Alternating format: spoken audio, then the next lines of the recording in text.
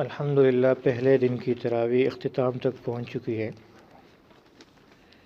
اور پہلا پارہ مکمل پڑھا گیا اور ساتھ دوسرے پارے میں ایک پاؤ قرآن پاک کی تلاوت کی گئی۔ آپ نے سن لی، اللہ تعالیٰ اپنی بارگاہ میں قبول فرمائے۔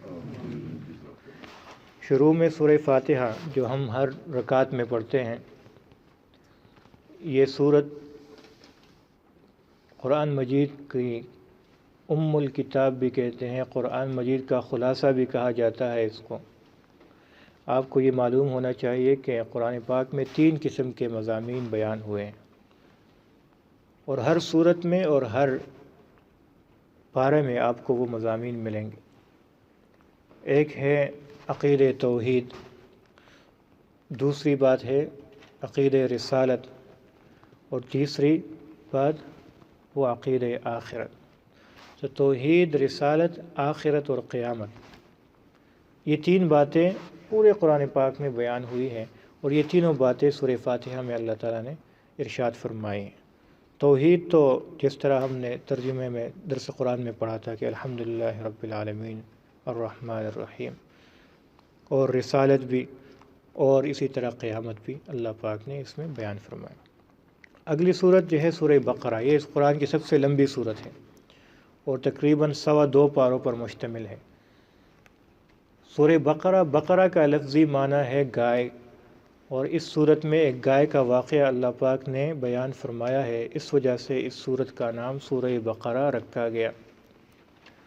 اور وہ واقعہ آپ حضرات کے سامنے ہے جو مستقل درس میں شریک ہوتے تھے کہ بنی اسرائیل میں ایک شخص قتل ہوئے، اور اصل میں اس کو وراثت کے لالچ میں اس کے بھتیجوں نے قتل کیا تھا۔ تو اوپر سے پھر اس کے اوپر جھگڑا ہو گیا کہ کس نے قتل کیا۔ مقدمہ نبی کے پاس آیا تو اللہ پاک نے موسیٰ علیہ السلام سے ارشاد فرمایا کہ جا کر انہیں بتا دے کہ وہ ایک گائے ذبح کر دیں، اور پھر اس کے درمیان مکالمہ ہوا۔ تفصیلی واقعہ تو لمبا ہے کہ کون سی گائے، کیسی گائے ہونی چاہیے، تو اللہ نے فرمایا کہ جوان ہو، نہ بوڑھی ہو نہ بالکل چھوٹی ہو، اس کے اوپر کوئی کام بھی نہ کیا گیا ہو، زرد رنگ والی ہو، تو وہ گائے ذبح کر دو، اس کا کوئی حصہ اس مردے پہ مارو تو یہ مردہ اللہ زندہ کر دے گا، اور وہ خود ہی بتا دے گا کہ میرا قاتل کون ہے۔ اور ایسا ہی کیا گیا۔ تو جب وہ اٹھا زندہ ہوا تو اس نے بتایا کہ میرے قاتل یہ میرے بھتیجے ہیں، مر گیا۔ اللہ پاک نے اس میں کئی باتیں اس کی وضاحت فرمائی۔ ایک تو یہ کہ ان لوگوں کے دلوں میں شک تھا کہ کیا موت کے بعد زندہ ہوں گے ہم کہ نہیں، تو اللہ تعالیٰ نے دنیا میں دکھا دیا کہ دیکھو کس طریقے سے میں نے دنیا میں آپ کے سامنے زندہ کر دیا، قیامت میں تو سب کو زندہ کروں گا۔ دوسری بات، ان کے دلوں میں، آپ کو اگر یاد ہو، وہ گائے اور بچھڑے کی عبادت کرتے تھے تھوڑے عرصے کے لیے، ان کے دل میں وہ محبت وہ آئی تھی، تو اللہ تعالیٰ نے اس محبت کو بھی نکالنا چاہا کہ گائے ذبح کر دو۔ جو ذبح کی جاتی ہے، جس کے اندر اتنی بھی طاقت نہ ہو کہ اپنے آپ کو بچا سکے، وہ خدا کہلانے کی مستحق نہیں ہے۔ اور کئی باتیں اس میں راز ہیں۔ یہ صورت اور یہ پارہ خاص طور پہ اس میں آگے اللہ تعالیٰ حضرت آدم علیہ السلام کا واقعہ مختصراً ذکر کرتے ہیں کہ اللہ تعالیٰ فرماتے ہیں وَإِذْ قَالَ رَبُّكَ لِلْمَلَائِكَةِ إِنِّي جَاعِلٌ فِي الْأَرْضِ خَلِيفَةً۔ اللہ تعالیٰ فرماتے ہیں کہ فرشتوں سے کہ میں دنیا میں اپنا ایک خلیفہ پیدا کرنے والا ہوں، جو کہ حضرت آدم علیہ السلام۔ پھر ان کا آپس میں مکالمہ کہ اللہ ہم تو عبادت کے لیے کافی ہے۔ تو پھر اللہ تعالیٰ نے ان کا امتحان لیا کہ ساری چیزوں کے نام بتا دو۔ آدم علیہ السلام نے بتایا اور دوسروں نے، فرشتے نہیں بتا سکے۔ اللہ پاک نے فرشتوں سے حکم فرمایا کہ اب آدم علیہ السلام کے سامنے سجدہ کر دو، تو سجدہ کیا سب نے، شیطان نے نہیں کیا۔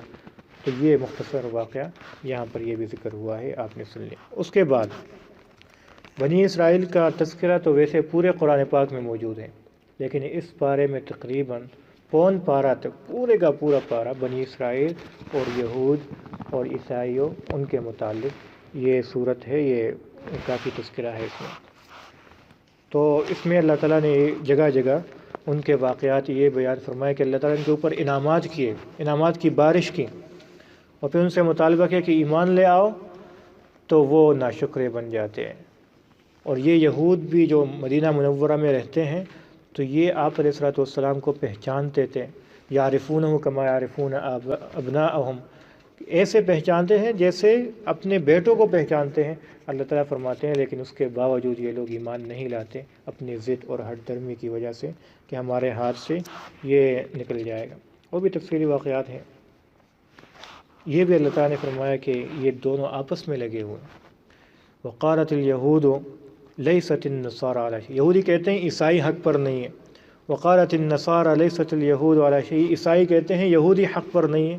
اللہ تعالیٰ فرماتا ہے کذالک قال الذین لا یعلمون مثل قولہم فاللہ یحکم بینہم، اللہ تعالیٰ ان کے درمیان فیصلہ کر دے گا کون حق پر ہے کون حق پر نہیں ہے، اور حق پر وہی ہے جو نبی آخر الزمان پر ایمان لائے گا۔ اس کے بعد حضرت ابراہیم علیہ السلام کا واقعہ ہے آپ حضرات کے سامنے کہ اللہ پاک نے انہیں یہ حکم دیا کہ بیت اللہ شریف کی تعمیر کرو، تو اسماعیل علیہ السلام اپنے بیٹے کو ساتھ لے کے بیت اللہ شریف کی تعمیر کرایا، اور اس کے بعد پھر انہوں نے چند دعائیں کی۔ اس میں ایک دعا یہ بھی تھی کہ یا اللہ میری اولاد میں کوئی نبی بھیجے، ایسے نبی بھیجے، ربنا وابعث فیہم، ان میں نبی بھیجے، رسول بھیجے جو یہ کام کرے، یتلو علیہم آیاتک، آپ کی آیتیں ان کے اوپر تلاوت کرے، ویعلمہم الکتاب والحکمہ، اور کتاب اور حکمت کی باتیں ان کو سکھائیں، ویزکیہم، اور ان کو پاک کریں۔ اور یہ دعا آپ علیہ الصلوۃ والسلام کے حق میں قبول ہوئی۔ یہ واقعہ ہم تفصیلی بیان کر چکے ہیں۔ اس کے بعد ابراہیم علیہ السلام اور اسماعیل علیہ السلام اور ان کی اولاد یعقوب علیہ السلام، اسحاق اور سب کا تذکرہ ہے۔ اس کے بعد قبلہ کی تحویل کا واقعہ ہے کہ اللہ پاک نے بیت المقدس سے مسلمانوں کا قبلہ پھیر کر بیت اللہ شریف بنایا، اور یہ آپ علیہ السلام کے دل میں چاہت تھی۔ جب مکہ سے گئے مدینہ منورہ تو 17 مہینے تقریباً وہ بیت المقدس کی طرف نماز پڑھا کرتے تھے، اور اس طرف یہودی بھی پڑھا کرتے ہیں، ان کا بھی قبلہ ہے۔ تو آپ علیہ السلام کے دل میں خواہش پیدا ہوئی کہ کاش میں بیت اللہ شریف کی طرف منہ کر کے نماز پڑھوں، تو خواہش کی وجہ سے کبھی کبھی آپ اوپر دیکھا کرتے تھے۔ تو اللہ تعالیٰ نے ارشاد فرمایا کہ میرے حبیب قد نرا تقلب وجہک فی السماء، کہ ہم نے آپ کی نظر بار بار آسمان کی طرف اٹھانا یہ دیکھ لیا، فَلَنُوَلِّيَنَّكَ قِبْلَةً تَرْضَاهَا، ہم اس قبلے کی طرف آپ کا رخ پھیر دیں گے جس پر آپ راضی ہوں، جو آپ کو پسند ہے۔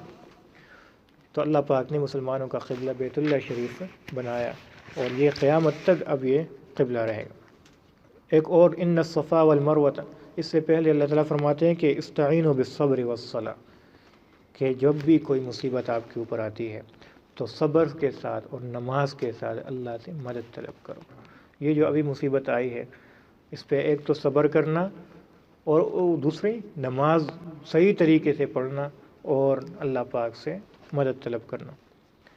آگے صفا اور مروہ کا واقعہ ہے کہ اللہ پاک نے فرمایا کہ ان الصفا والمروۃ من شعائر اللہ، کہ صفا اور مروہ دونوں اللہ کی نشانیوں میں سے ہیں۔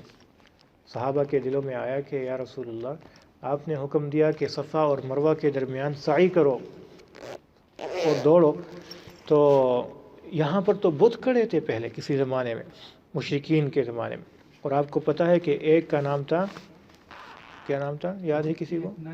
نائلہ، اور تو 2 بت تھے، اور ان دونوں سے گناہ ہوا کعبۃ اللہ کے درمیان کے بیچ، تو اللہ پاک نے سزا کے طور پر دونوں سے پتھر بنا دیے۔ تو یہ لوگ ایک پہ صفا پہ رکھ دیا اور دوسرا وہ مروہ پہ رکھ دیا، تو لوگ ان سے عبرت لیا کرتے تھے۔ پھر زمانے گزرنے کے ساتھ ساتھ لوگ ان کو برکت کا وہ نشانہ سمجھنے لگے، تو پھر ان کے ساتھ ہاتھ لگایا کرتے تھے۔ تو جب مسلمان آئے مکہ مکرمہ اور آپ علیہ الصلوۃ والسلام نے فرمایا کہ صفا اور مروہ کے درمیان دوڑ لگاؤ، تو ان کے دلوں میں یہ خیال پیدا ہوا یہاں تو بت کھڑے تھے، ایسا نہ ہو کہ ہمیں کوئی گناہ مل جائے۔ تو اللہ نے فرمایا کہ لا جناح علیہ ان یطوف بہما، اگر ان دونوں کے درمیان کوئی دوڑ لگائے تو ان پر کوئی گناہ نہیں ہے، یہ ثواب کا کام ہے۔ اگرچہ وہاں بت کھڑے تھے تو کوئی مسئلہ نہیں ہے، آپ دوڑ لگاؤ۔ یہ بی بی ہاجر علیہ السلام کی نشانی ہے، جب وہ اسماعیل علیہ السلام کی پانی کی تلاش میں یہاں انہوں نے دوڑ لگائے، 7 چکر لگائے، اور صفا سے شروع ہوئی مروہ، مروہ سے صفا، اس طرح 7 چکر پورے کیے، اور آخر میں اللہ نے آب زمزم کی نعمت نصیب فرمائی۔